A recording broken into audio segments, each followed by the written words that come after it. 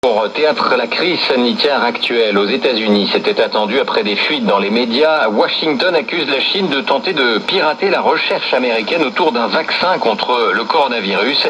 Donald Trump et son administration ont simulé l'ampleur de l'épidémie.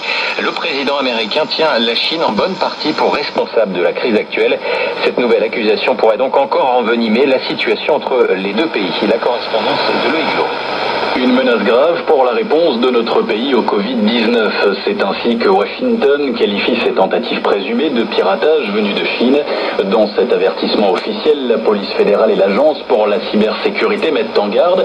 Les secteurs de la santé, pharmaceutique et de la recherche, disent-elles, doivent être conscients qu'ils sont les premières cibles de cette activité et prendre les mesures nécessaires pour protéger leur système. Tout cela, toutefois, reste assez flou. Le FBI dit enquêter sur des cyberacteurs et informateurs non traditionnels affiliés à Pékin, sans préciser les entreprises visées, accusation démentie par la Chine.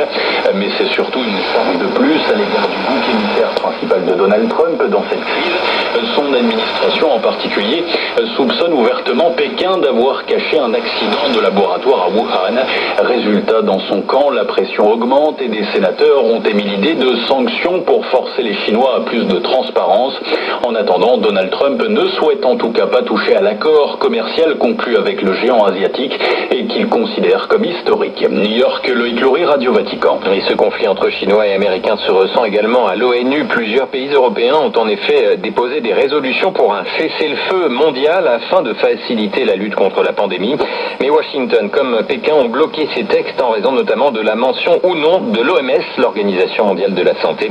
Résultat, la France et la Tunisie qui proposaient une première résolution se voient maintenant opposer un nouveau texte rival présenté par d'autres pays européens, l'Allemagne et l'Estonie.